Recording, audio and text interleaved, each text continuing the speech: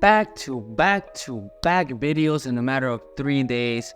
Welcome back, guys. My name is Orlando, and today we're gonna be doing our Champions League quarterfinals prediction because they're already coming up. The friendly window happened, and everything's like this. Honestly, I didn't expect things to be this fast, but as I said, Champions League is going up, World Cup is coming. Let's go ahead and get started with these incredible quarterfinals that we're going to be seeing. Let's not waste any time today, and let's dive right into PSG versus Liverpool. My gosh, what a game that we're about to see. We're about to see another rematch of last year's round of 16 that determined the winner of the Champions League, PSG. What a game that was. A game with multiple opportunities, games that was completely open for both teams, that depended on two incredible goalkeepers.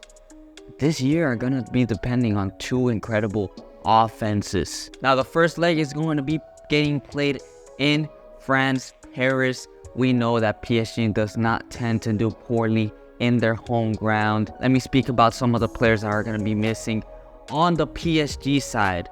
Some players that are going to be missing is Barcola, who seemed to have improved in his finishing ability, which is something that a lot of people were criticizing, including me, about how he was techy as hell, but he could not finish for anything.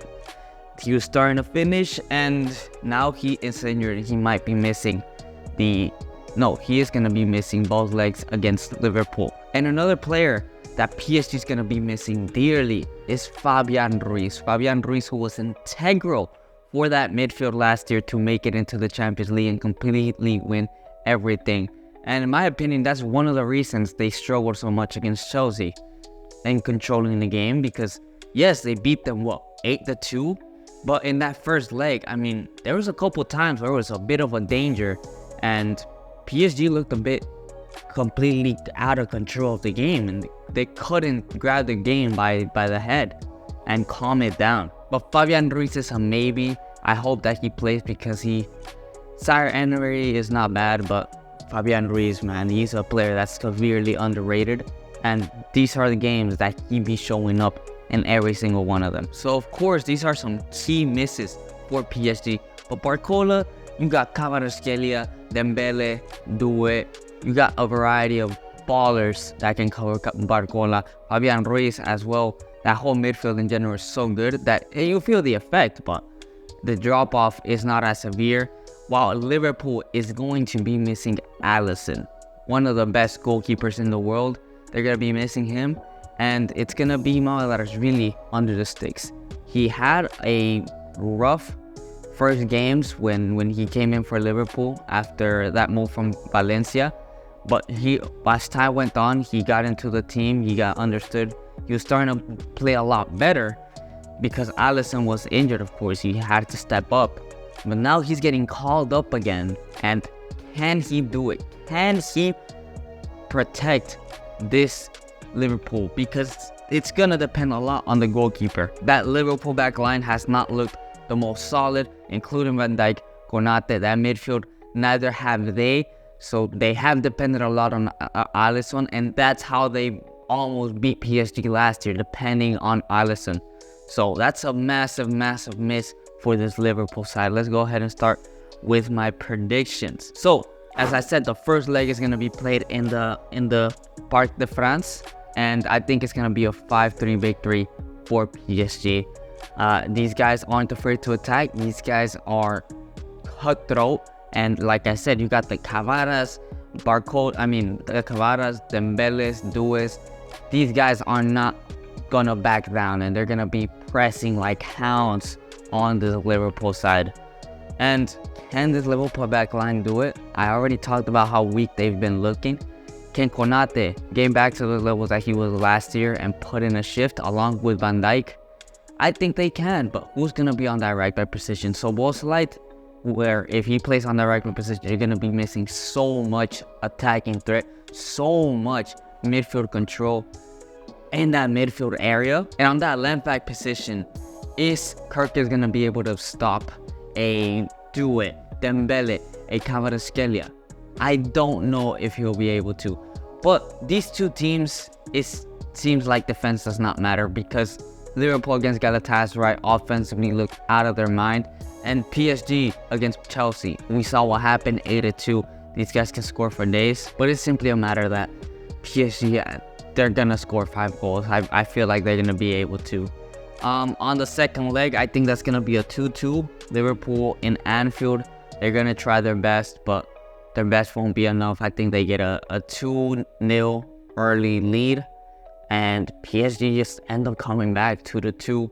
My final prediction, 7-5 victory for PSG. Big win to make it into the semifinals. The next big game that is going to be occurring on the other side of the bracket is Barcelona versus Atletico de Madrid. These guys have faced each other already in Champions League qualifying rounds.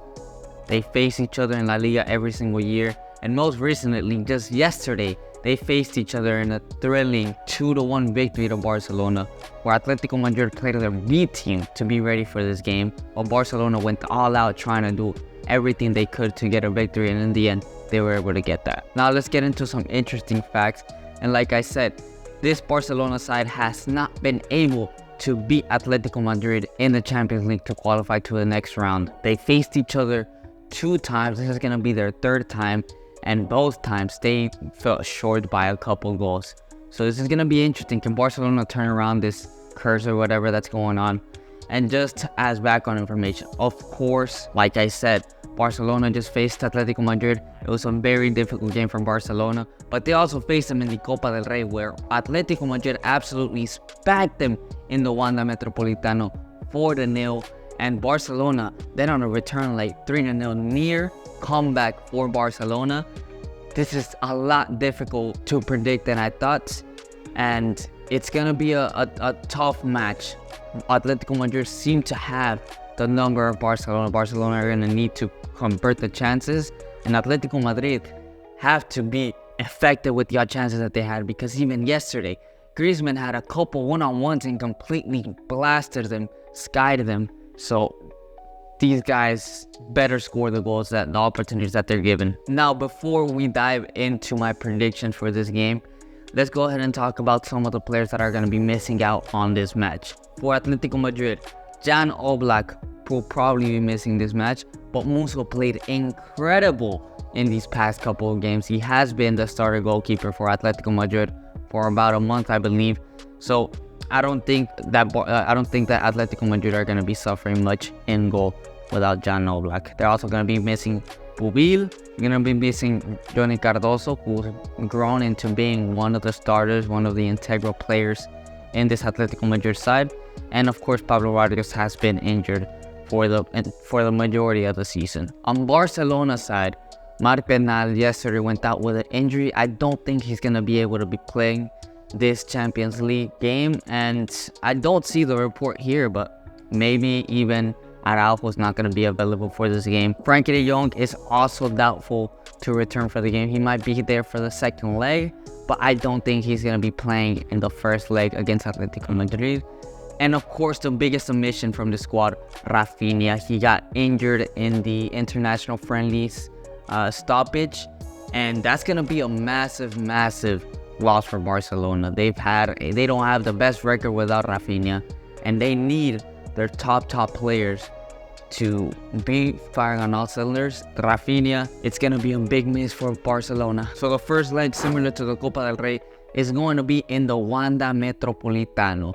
Now I have this game finishing 4-2. Atletico Madrid are going to be playing their entire first team.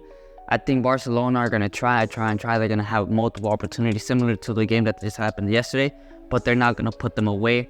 4-2 victory for Atletico Madrid. And on the return leg, I believe it's going to be a 3-4 victory for Barcelona. Barcelona are going to be right there. 3-1 so far victory for Barcelona. And then Atletico Madrid, Barca's just going to catch slacking, and Atletico Madrid are going to get that goal.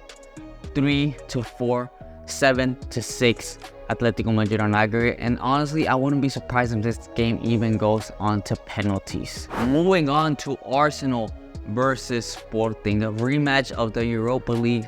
I believe it was quarterfinals where Sporting takes out on penalties an Arsenal side. Now, 3 years later, this is a completely different game, a completely different stage. The Champions League quarterfinals to make it into the semis. Arsenal are looking a bit shaky. They lost the Carabao Cup against Manchester City. They are knocked out of the FA Cup against Southampton. So this is going to be a massive game. They're going to be looking at cutting out those results, those losses that they've suffered over the past 2-3 weeks, and putting a statement onto the table that these guys are title contenders. While Sporting on this other side, they're going to be trying to pull an insane upset against this one of the best teams in the world. Sporting don't seem to be losing any of their important players, so I think they are going to be fit for the game. Arsenal, on the other hand, they're going to be missing Noni Madueke, Jurien Timber doubtfully, Pedro Hincapié, who might be there in the second leg, Emberechi Eze, who won't be there for the entire 2 legs, and Mikel Merino, who won't also be there for both legs. Now, Noni Madueke, I think he's a massive miss for this Arsenal side. Arteta, when they seem to not be able to do anything to break anybody, Noni Madueke comes into the bench, and he's the one that causes mayhem. He's the one that causes teams to double think about the next step that they're going to do. Of course, he was the one that won the penalty against Leverkusen, which it looked like Arsenal, without that penalty, weren't going to be able to get a goal. So he's an incredible super sub that they're going to be missing for this tie. Jurien Timber, of course, one of the best right backs in the world, and Ben White, far as I've heard, he's just not looked up to it. He looks a shadow of himself. He looks out of his depth. So that's a massive miss for this Arsenal side. Alongside Pedro Hincapié, of course, he's been the left back, but Calafiori is not a bad shout. He's pretty darn good. And Eze, he's similar to Madueke. He's been that guy to come off the bench and make a change when Odegaard is not at 100%. Now, due to these injuries and everything, and due to the current form of this Arsenal team mentally, I will give a 2-2 draw in Portugal. That's the first leg that they're going to be playing. They're going to be playing it in Sporting. So 2-2. And then in the return leg, Arsenal going to be home in the Emirates. I think that's going to be a 3-0 victory. This Arsenal team still have the best defense in the world. So I predict a 5-2 on aggregate result for Arsenal versus Sporting. Now the final match, Real Madrid versus Bayern Munich, the Super Clásico. Let's dive straight into the facts. Barcelona, let's dive straight into the facts. Real Madrid have not lost in a 2-legged tie against Bayern Munich in the 2011-12 season, where they lost in penalties. You hear me? It's been a decade and 2 years, or 3 years or whatever, I can't count, since Real Madrid last lost to Bayern at all. This means they haven't lost one leg, they haven't lost any games against Bayern Munich. This is going to be a massive test. Now, let's dive into the missing players that each team is going to be having. On the Madrid side, we're going to be missing the best goalkeeper in the world, or maybe in history. Thibaut Courtois is going to be an insane, tough miss to have, but we have Lunin in goal. He hasn't been bad, and honestly, we've seen what he's able to do 2 years ago when we won the Champions League. It was basically because of him. Ferland Mendy might also be out, but he's back in training. He might be able to pull through and come back because Alvaro Carreras had looked a bit shaky in that back. And of course, Rodrigo, sadly, he's out with an ACL tear. On the Bayern Munich side, they might be missing an insane player, Harry Kane.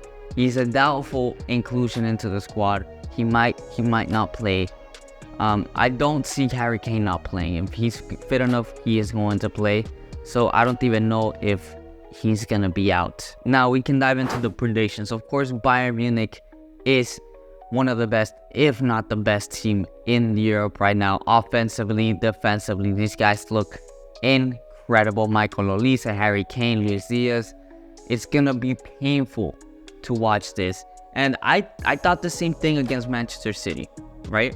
The difference is history matters, and those stats don't lie. I don't even know how we've been able to pull some of these results against Bayern Munich, but we have. And I smell like this is going to be another one. So the first leg, I think we're going to win 4-2. I think it's gonna be a 2-1 for Bayern, then we score 2-2. They're gonna try and get a goal, 3-2. Oh, I think we can score 2 goals within the last 10 minutes of the game. So like the 80 minutes onward, we're gonna be able to get those 2 and make it 4-2. On the second leg, I have a 2-3 defeat to Real Madrid, but that would still have us going through 6-5. Now, I think this game, Bayern Munich is going to be 3-1 up, and they're going to be chasing, and we're just going to wait for our opportunity and just pounce on them. Vinicius Jr., I can already see it. 87th minute, Vinicius Jr., Arda Güler puts a gorgeous ball into Vinicius Jr. That guy takes out Upamecano, lays him down on the ground, and then he just slots it past Manuel Neuer. I already saw it in my dreams.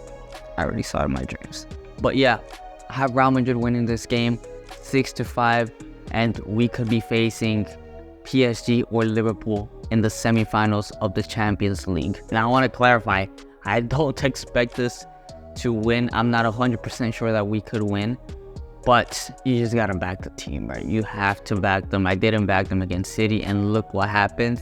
So we gotta win this game. If we don't, it's just been a poor season overall. But yeah, I'll leave it at 6-5. Anyways, those are my predictions for the Champions League quarterfinals.